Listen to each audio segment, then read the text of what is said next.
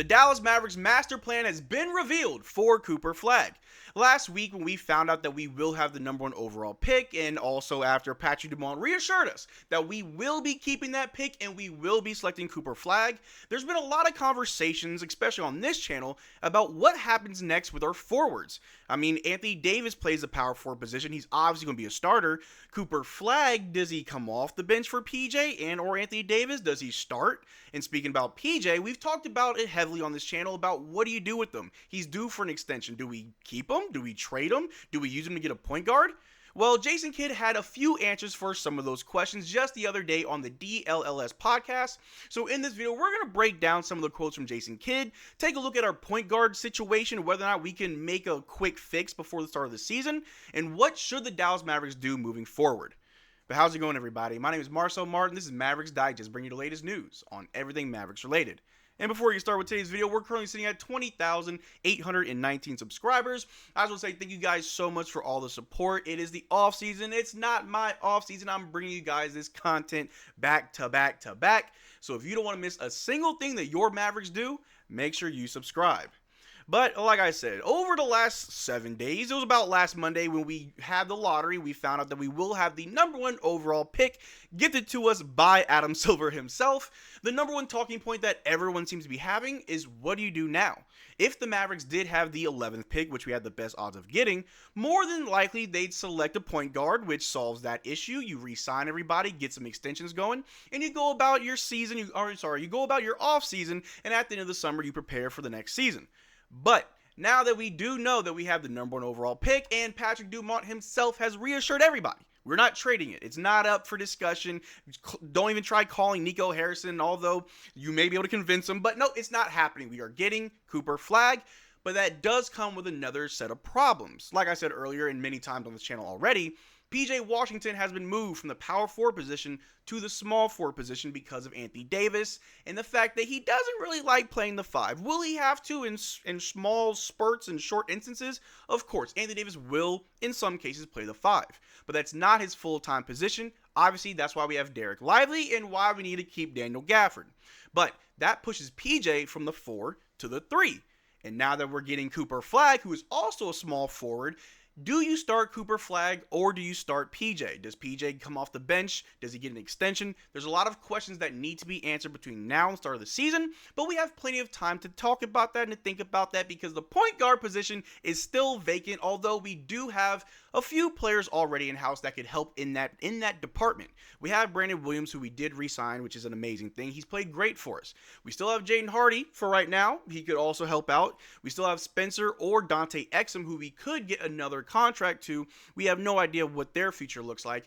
But as far as the 4 position with Cooper Flagg, we need to know how we're going to move forward. Do we trade PJ? Do we lose PJ?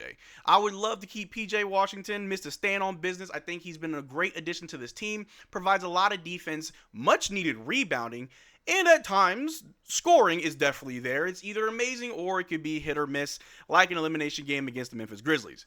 But if we take a look right here, there's a very decent chance they're going to explore the trade market for PJ Washington. That is the reality. This is what was reported from Mark Stein, which led a lot of people to believe that maybe PJ will lose his starting role to Cooper Flagg, and then PJ could be bundled up for a point guard to help solve that issue.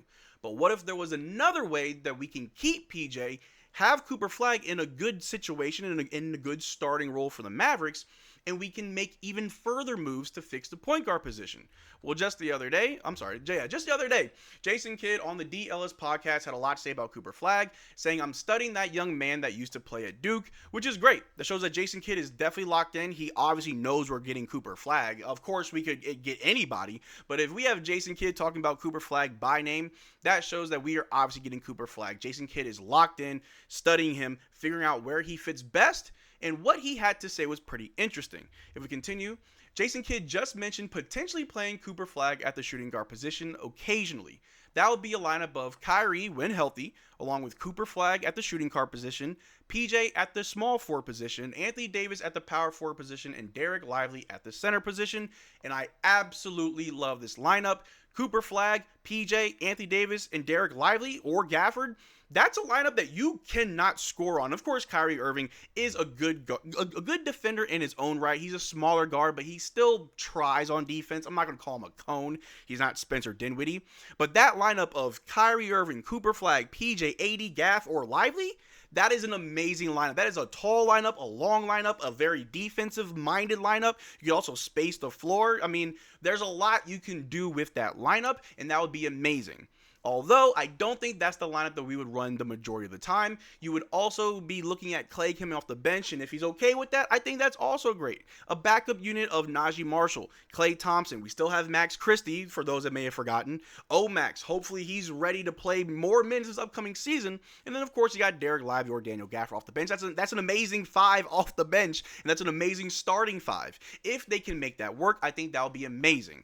Obviously, Cooper Flagg played the small forward position in college. He's most likely going to play that as his natural position going forward.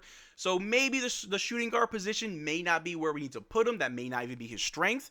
But if it is, that solves a lot of problems. PJ doesn't have to go anywhere. You're still our starting small forward. We just have to talk about your contract extension if you want to stay with us. Cool. The point guard position, because like I said, in this scenario, this hypothetical lineup, Kyrie Irving would be in that spot when healthy. Until he comes back, we still have to figure out that position. But like I said, I think Brandon Williams will be played heavily at that starting point guard position. Might have to share that with someone else. We have Jaden Hardy. We have Dante Exum. And it was reported shortly after we got the number 1 pick that the Mavericks will be pursuing a point guard. With Kyrie Irving injured to start next NBA season, Shams reports that the Mavs are already planning to build around their big 3 with a new point guard. Who should Dallas go after? Well, there's a lot of names floating around. We've talked about a few on this channel, but there are still others that we could definitely explore. Some that could be a lot cheaper than others. We'll take a look right here. Shout out to Joel Moran, who tweeted out the best guards for the Mavericks. Trade targets would be Anthony Simons, Malik Monk, Colin Sexton, or Kobe White, which we've talked about Kobe White, as well as the free agent targets. You got Malcolm Brogdon, Dennis Schroeder, Karis LeVert. Malik Monk and Colin Sexton are the most realistic options in his opinion, and there are many, many others, and obviously there are cheaper options. I know Dennis Schroeder is a name that a lot of people have been throwing around, Chris Paul as well. I don't think that the starting point guard position needs to be occupied by someone who can't be a backup. That's why Brandon Williams looks good. And that's also why if you put Cooper Flagg at the shooting guard position, you still have PJ. It's 2 problems that are really just solved by moving Cooper to the 2.